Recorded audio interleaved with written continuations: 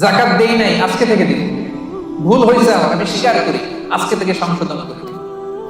পরকিয়া করেছি, আজকে থেকেই বন্ধ করে দিব। বিয়ের আগে নানা সম্পর্কে জড়িয়েছি, আজকেই বন্ধ করে দিব। পারা যাবে না? কালকে থেকে ভালো হবো, কালকে থেকে নামাজ পড়বো, এরকম বলা লোকগুলো আজকে কবরে শুয়ে আছে, এরকম আছেন নাই? ওদের জীবনে কালকে আর নামে নাই, কালকের সূর্যের উদিত হয় নাই, ওই লাস্ট চান্স তারা পায় নাই। ওই চান্স আমাদের জীবনে আসবে কিনা আমরা জানি। এই জন্য কালকে ভালো হয়ে যাবো, কালকে থেকে। এই কথা কোনোদিন বলবে? কবে থেকে? কখন থেকে? পারা যাবে? যত ভুল করছি আল্লাহ আস্তাগফিরুল্লাহ,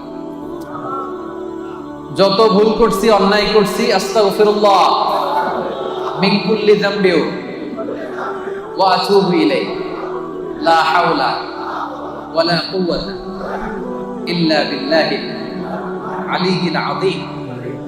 যেহেতু বিশ্বাসীদের প্রথম গুণ হচ্ছে আত-তাইবুনা, আওয়াজ করে বল, প্রথম গুণ। এটা কিন্তু তাফসীরের ক্লাস। এটা কি? প্রথম গুণ হচ্ছে আত-তাইবুনা, বিশ্বাসীরা তাবা ইয়াতুবু মানে ফিরে আসে। কার কাছে ফিরে আসে?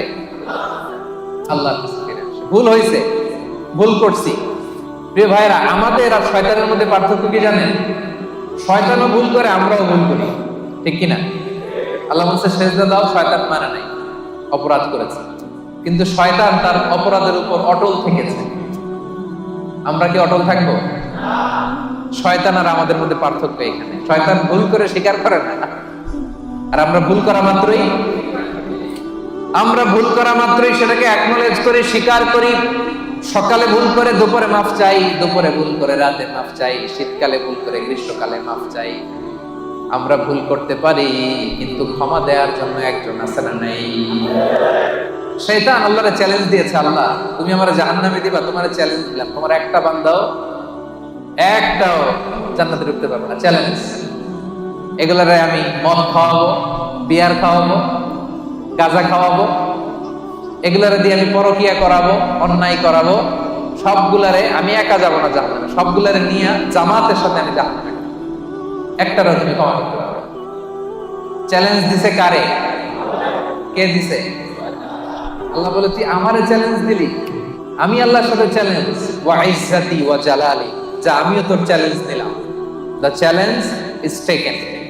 আমিও চ্যালেঞ্জ দিলাম, তবে আমি আল্লাহর ইজ্জতের কসম, আমি আল্লাহর আমার জালালিয়াতের কসম, আমার বান্দা সারা জীবন ভুল করবে, অন্যায় করবে, অপরাধ করবে, জুলুম করবে, কিন্তু একদিন মসজিদে এসে, একদিন তাফসীরের ময়দানে এসে তওবার ওয়াজ শুনে চোখের পানি ছেড়ে তওবা করবে, আমি সবগুলারে মাফ করে জান্নাতীদের কাতারে নাম দেব। এখন আমি জান্নাত দিব, তুই কি করবি বল? একদিন যদি চোখের পানি ছেড়ে আমার বান্দা হৃদয় থেকে ক্ষমা চায়, আমি সব গুনাহ মাফ করে দেব, আমি জান্নাতি বানাই দিবি, তুই কি করবি? এখন এই যে আল্লাহ তাআলা তার ইজ্জতের কসম দিয়েছেন, জালালিয়াতের কসম দিয়েছেন, এই সুযোগ আমাদের নেয়ার দরকার আছে না নাই? আমাদের ভুল যত বড়ই হোক, অন্যায় যত বড়ই হোক, আল্লাহর দয়া তার চাইতে ছোট না বড়? আজকে থেকে আমরা তওবা করব। আজকে থেকে, আজকের দিনটা হবে, আজকের রাতটা হবে আমাদের লাইফে একটা টার্নিং পয়েন্ট। এরকম অনেকের জীবনে অনেক পাপ ছিল, অন্যায় ছিল, জুলুম ছিল, অনেক খারাপ খুন খারাপই করছে, কিন্তু একদিন আল্লাহর রহমতের ওয়াজ শুনে এমন ভালো হয়েছে, এমন ভাবে তওবা করছে, আল্লাহ পিছনের সব গুনাহ শুধু মাফ করে দেয় নাই, খুশি হয়ে আল্লাহ ফেরেশতাদেরকে বলছে তার পিছনের সব গুনাহ ক্ষমা করে দে, আর যতগুলো গুনাহ করছিল এগুলোর নেক আমলে রূপান্তরিত করে আমার নামে ঢুকায়। আল্লাহ পারে কি পারে না? বিশ্বাস হয়? হ্যাঁ? আর কোনো হতাশা আছে আমাদের মধ্যে? আল্লাহর কাছে চাইতে পারবেন তো? এজন্য বিশ্বনবী বলেন, আত-তাইবু মিনাজ যামবি কামান লা যামবা লাহু। তওবার মতো যদি কেউ তওবা করে, তওবার মতো যদি কেউ তওবা করে, ক্ষমার মতো যদি কেউ ক্ষমা চায়, তারে যখন আল্লাহ ক্ষমা করে দেয়, তার কোনো গুনাহ থাকে না। কেমন থাকে না? মায়ের পেট থেকে যখন কোনো বাচ্চা জন্ম নেয়, নবজাতক সন্তানের যে গুনাহ থাকে না, তওবা কবুল হলে ওই বাচ্চাটাও নবজাতকের মতো হয়ে যায়। সুবহানাল্লাহ। আত-তাইবু মিনাজ যামবি কামান লা যামবা লাহু।